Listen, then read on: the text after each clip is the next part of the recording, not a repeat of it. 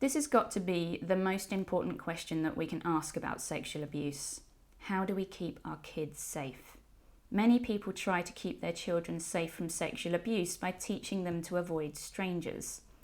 In this video, I'm going to explain why we need to stop focusing on strangers, and then I'm going to talk about the kinds of messages that we should be giving our children and teenagers. The thought of a child we love being the victim of sexual abuse is terrifying. Of course, all of us would want to do whatever we could to prevent that from happening. And wouldn't it be really reassuring if there was something we could teach our children that would mean that they are able to prevent their own abuse? And wouldn't it be really reassuring if the dangers were easy to spot and if they were out there in public places, not in our own homes? This is why the stranger danger message is so popular. We teach our kids to avoid this guy because he reassures us. No one in my family looks like him. None of my friends look like him. I focus on him because it helps me avoid a much more uncomfortable truth. If a child I love is ever the victim of sexual abuse, they are much more likely to be abused by a member of the family, a friend, or a trusted professional than a stranger. As adults, we need to learn how to live with our fears about sexual abuse so that our children stand a chance of living in safety. That's the trade-off. Our fears, their safety.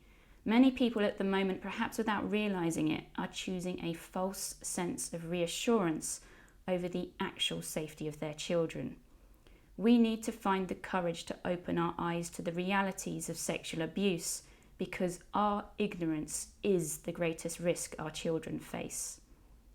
So let's talk about those realities because we can't protect our children from the real risks of sexual abuse if we don't know what the real risks are. In this video, I've chosen to highlight a particular risk not because it's the greatest risk that your child faces, but because it's the biggest risk that we're not talking about, and because I think it helps to place the stranger danger message into perspective. It's an area of sexual abuse that even many professionals struggle to give the attention that it deserves, but not talking about it is not helping. This is where you are going to need your courage because what I'm going to tell you is not going to be easy to hear. But being courageous isn't about running away from the things that make us feel uncomfortable. It's about standing up and facing them. So let me give you an uncomfortable truth. Your child is 3 times more likely to be sexually abused by another child than an adult stranger. Estimates vary, but around 30% of child sexual abuse is perpetrated by somebody who is under the age of 18. Why is this happening?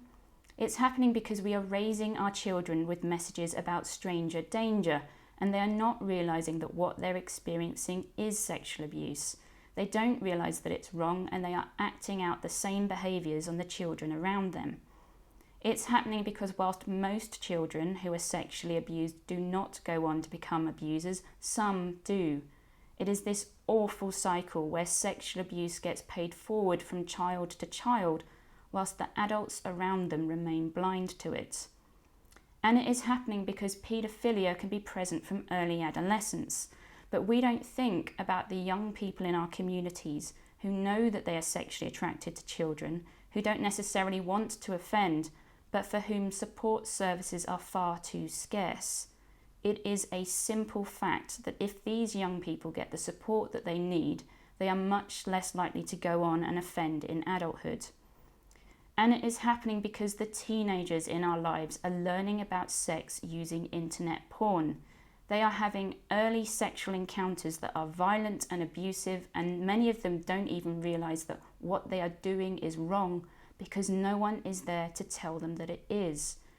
We are living in a world where our children are sexually abusing each other, and we're not even talking about it. This is how much the world needs to wake up to the realities of sexual abuse, and this is how misplaced our safety messages are. So what messages should we be teaching our children and teenagers? We can't rely on children to realise that what they are experiencing is sexual abuse and that it's wrong, so we need to help them understand. For young children, teach them that the parts of their body that are covered by their underpants are special. They are allowed to touch themselves there, but they shouldn't play any games with other people that involve touching those parts of the body. Teach your children about their own bodies and give them names for everything. Young boys tend to grow up knowing that they've got a penis, but we tend to leave young girls in ignorance. How can your daughter tell you that somebody has touched her vagina if she didn't even know she had one and she hasn't got a word for it? We want our girls to grow up knowing their bodies, owning their bodies and feeling unashamed of them. Don't let your embarrassment get in the way of that. We also want our children to grow up knowing that they get to make choices about their own body and that those choices should be respected by other people. So be the kind of family that respects each other's choices about your own bodies. If you are tickling a child and they ask you to stop, then stop. If your child doesn't want to kiss every single relative goodnight, then don't force them to. Help them learn that it is okay for them to say no. Be the kind of family that can talk about the hard stuff. A good family isn't a family with no problems, it's a family with many problems, but they're able to talk about them and work through them together. Make sure your kids can talk to you, and when they talk to you, listen. Not being believed by the people who are supposed to protect you can cause just as much damage as the original abuse, and it leaves your child wide open to further abuse. So if your child is trying to tell you something, believe them. Make sure that your children know that you will always be proud of them for telling you the truth, even if the thing that they have to say to you is hard to hear, and live up to that promise. And for the teenagers in our lives, we have to start talking to them about sex and relationships. Schools have got a role to play here, but parents have got the greater responsibility. Our teenagers need role models. Sex is a psychological minefield full of vulnerabilities about our bodies, fears about performance and intimacy. We need to help our young people navigate this space in a way that is emotionally healthy as well as physically healthy. All of this means that you need a plan. Talk to your partner, talk to other parents. If your kids are old enough, talk to them. Decide how your family is going to live with the real risks of sexual abuse in a way that gives everybody the freedom that they need to grow. And as a society, we need to replicate what every family needs to do. We need to find the courage to open our eyes to the real risks and make sure that the most vulnerable members of our community aren't paying a price for our ignorance. We need to find a way of having the difficult conversations. All of us have got a role to play in this. Making these videos, this is my way of keeping the kids I love safe from sexual abuse. Let's keep everybody's kids safe. Please, share this video.